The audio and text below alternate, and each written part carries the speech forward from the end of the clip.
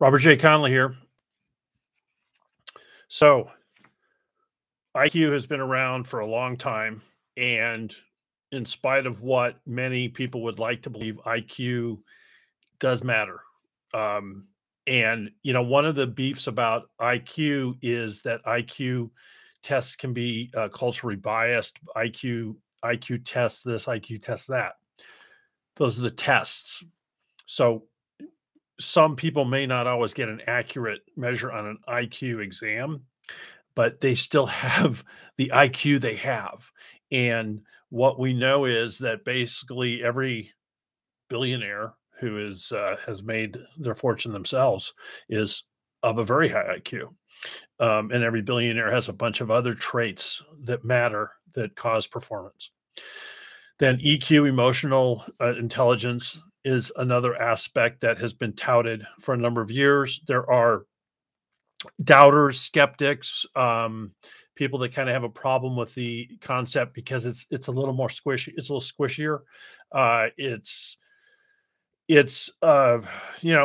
it is about the capacity to deal with real life, and so I see validity in the model, and that's not what this is about. So I posed the question in my title: IQ, EQ, and the statement I believe it has a lot to do with PQ. What's PQ? PQ is present quotient. What's your capacity to be present, to be in the moment? Because it's only in being present that we can perform. You can't bat 350 and I guess nobody bats 350. Anyway, you can't bat 300 and be thinking about what you're going to have for dinner when you're up to bat. You can't be a constant performer or a consistent performer without being in the moment, whether it's athletics, actual performance, accounting, art, it doesn't matter. Whatever it is, we all need to be present to the moment. And one of my favorite quotes is from a Persian poet. I think he was like in the 15 or 1600s, poet by the name of Rumi. And he said, "When I am silent, I fall into the place where everything is music." I fall into the place where everything is music. And so, part of being present is being silent, but it's not the only part, and you don't have to be silent to be present. But I want to give you six elements of being present to the moment. Silence is the first one. And silence can be accomplished just in silence, just sitting without any formal training, without being trained in transcendental meditation, which is a great thing. I am a firm believer. I have taken TM, I practice TM, and I believe in it firmly. But I also believe that someone just sitting for 20 minutes in complete silence can accomplish close to the same thing. And so that first thing of being present is just being silent. The next one is being, this is going to sound a little weird. I'm not sure it's going to sound weird, but to practice affirmations and practice them being present to them. And so again, it comes from that place of for example, my practice in affirmations is to write them 15 times, same one 15 times each day. And I never try to have more than 2 or 3. But it's actually in that writing that I can become present to that affirmation. I've tried to not write, but what happens is my brain just takes off. It's in that writing that I become present, and that you can become present to your affirmations.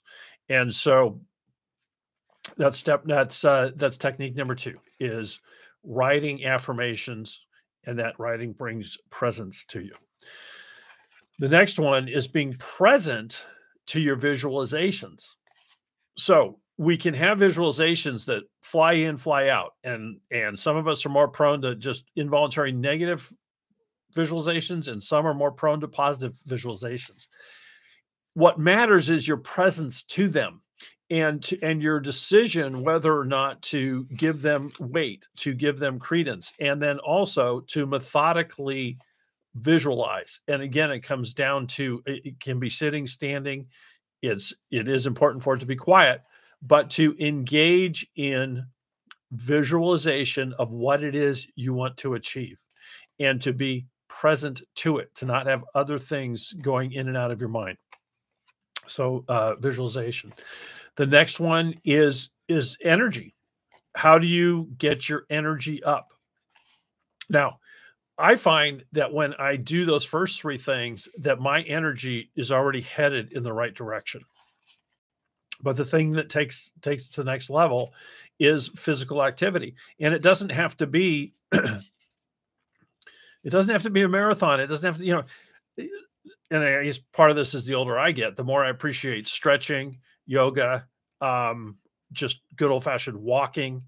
But embracing and being present to your body moving and moving for, again, 15 to 20 minutes, a half an hour. It doesn't have to be hours. Just it can even just be the presence of physically lifting weights.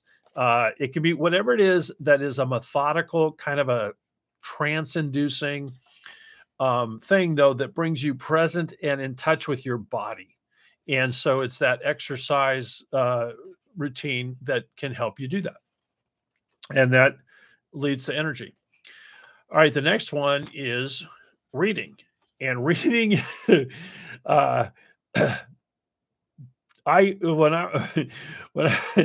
happened, I know this happens to a lot of people, but some of us grew up thinking that we hated reading. And what it turned out was that we just didn't like reading the stuff they made us read in school. And as soon as we could choose our own books, we became voracious readers. And I'm one of those people. But again, here's the thing.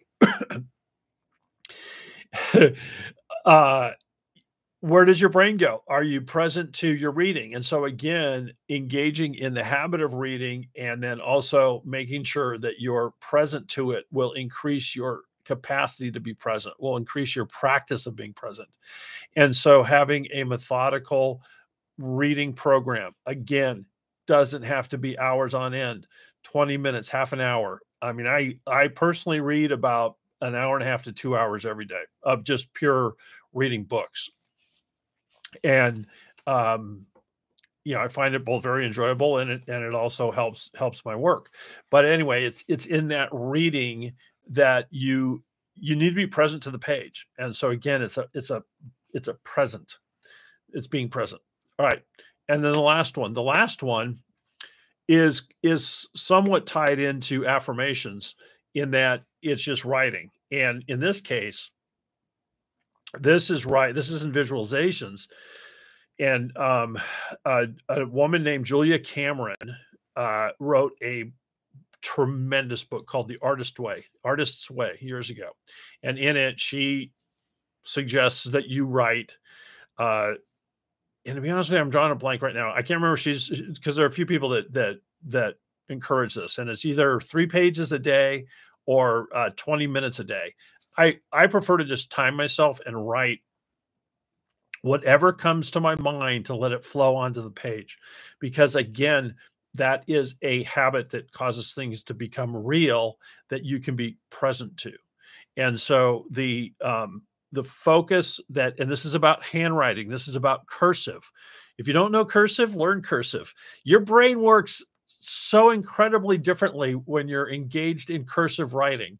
And I don't count typing on a keyboard as writing. Now, it has great utility, and that's how a lot of books get read. But I'm talking about being present. So being present, hand holding pen or pencil, writing on paper is an exercise in being present. And so I give you these 6 things: silence, affirmations, visualization, exercise, reading, and writing as things in which to engage every day to bring yourself into being present, so that then as you go through your day, you can be present to what is going on and be of greater service to others and of greater prosperity to yourself and your family. I'm Robert J. Conley. I hope this was useful. Take care.